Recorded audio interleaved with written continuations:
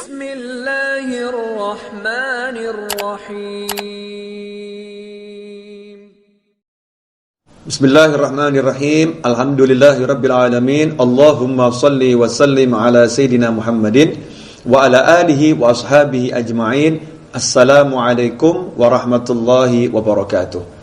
Kaum muslimin dan muslimat, teman-teman yang dimuliakan Allah, alhamdulillah kita bertemu kembali. Pada episode kali ini kita akan mempelajari hikmah yang kedua dari Hikam Ibn Athaillah Al-Askandari rahimahullah.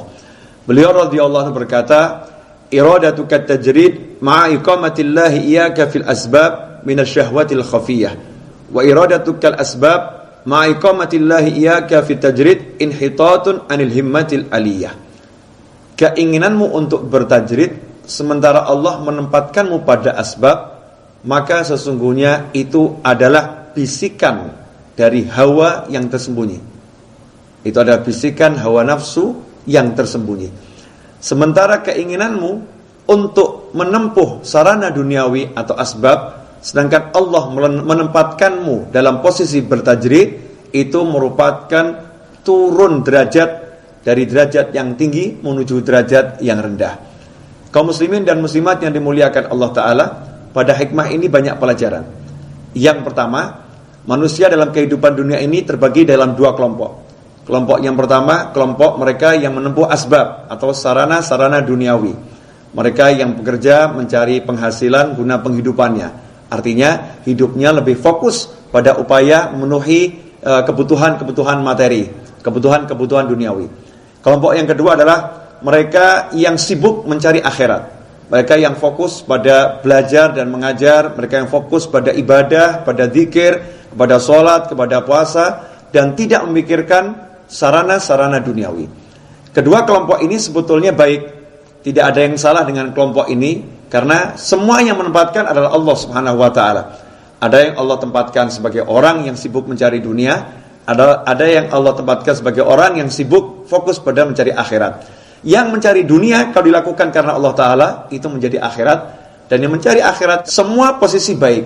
Terkadang seorang merasa posisi yang A lebih baik daripada posisi yang B, posisi yang B lebih baik daripada posisi yang A.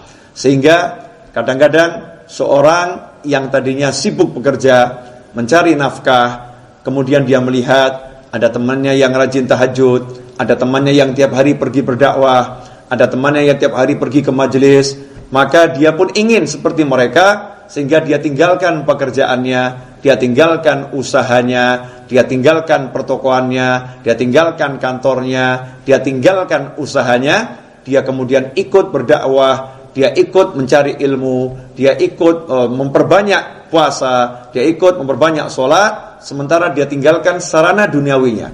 Dia mengira bahwasanya ini muncul dari dorongan keinginan mendekatkan diri kepada Allah Subhanahu wa taala. Padahal sebetulnya itu dorongan dari syahwat yang tersembunyi, keinginan nafsu yang tersembunyi. Hal itu terbukti ketika dia tidak memiliki harta, ketika dia tidak memiliki sarana penghidupan, hatinya resah. Dia pun mengeluh, kenapa saya enggak punya uang? Kenapa hidup saya susah? Maka orang yang seperti ini sebetulnya dia tertipu. Sebetulnya dia sedang mengalami kemerosotan, yaitu dia menuruti hawa nafsunya, bukan mencari Allah Subhanahu wa ta'ala. Seyogianya dia tetap berusaha, dia tetap melakukan perdagangan, dia tetap menjalani apa yang biasa dia jalani, dan dia sisakan waktu untuk mencari ilmu. Dia sisakan waktu, atau dia beri kesempatan dirinya untuk berdakwah. Karena setiap orang punya bidangnya sendiri-sendiri. Tidak semua orang diperintahkan untuk menjadi dai ilallah secara utuh. Tapi ada yang bertugas menjadi dai, ada yang bertugas menjadi pengusaha.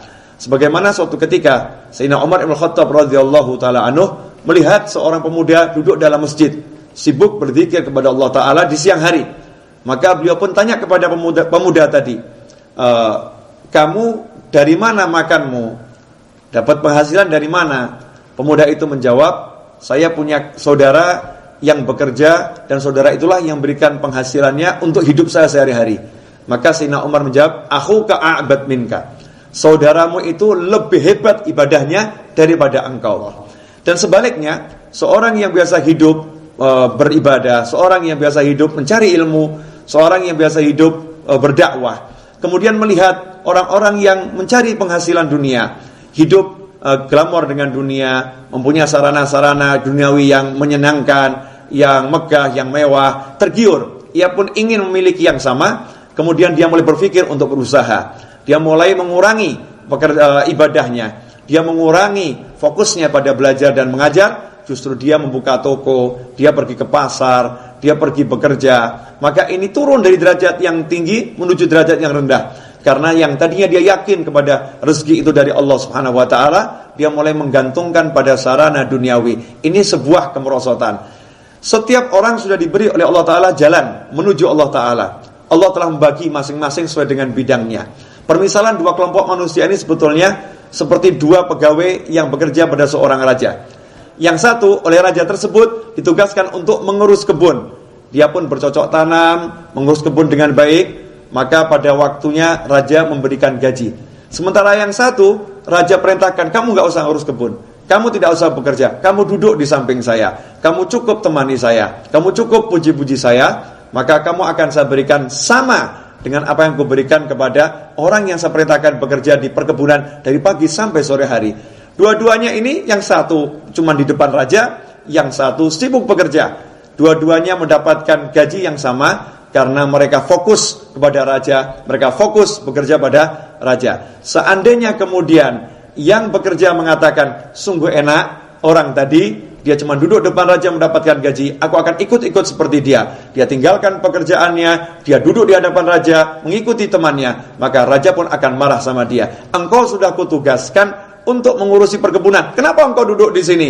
Maka dia bukan mendapatkan gaji, justru dia akan mendapat hukuman dari raja. Dan sebaliknya, orang yang diperintahkan oleh raja untuk duduk di hadapan raja, mungkin dia melihat temannya asik bekerja di perkebun, dia pun tertarik, dia tinggalkan raja dan dia pergi ke kebun. Maka raja pun akan marah. Kenapa engkau pergi ke sana? Sudahkah engkau kutugaskan untuk duduk bersama aku, untuk menemani aku, untuk muji-muji aku? Maka engkau kuberi gaji. Tapi sekarang karena engkau pergi ke sana, maka aku tidak akan memberikan apapun kepadamu. Beginilah sebetulnya kondisi antara orang yang menekuni usaha atau asbab dan orang yang tajrid, melepaskan diri dari usaha, bukan karena dia tidak mau berusaha, tapi karena mendapatkan tugas dari Allah Subhanahu wa ta'ala, mendapatkan keistimewaan dari Allah ta'ala untuk mengajar, untuk belajar, untuk mendekatkan diri kepada Allah guna menyelamatkan umat manusia dari jurang kehancuran dan kebodohan. Semoga sedikit ini barokah dan manfaat. Wabillahi taufiq wal hidayah. Wassallallahu ala sayyidina wa maulana Muhammadin wa ala washabihi wasallam. Wa afa minkum. Wassalamu alaikum warahmatullahi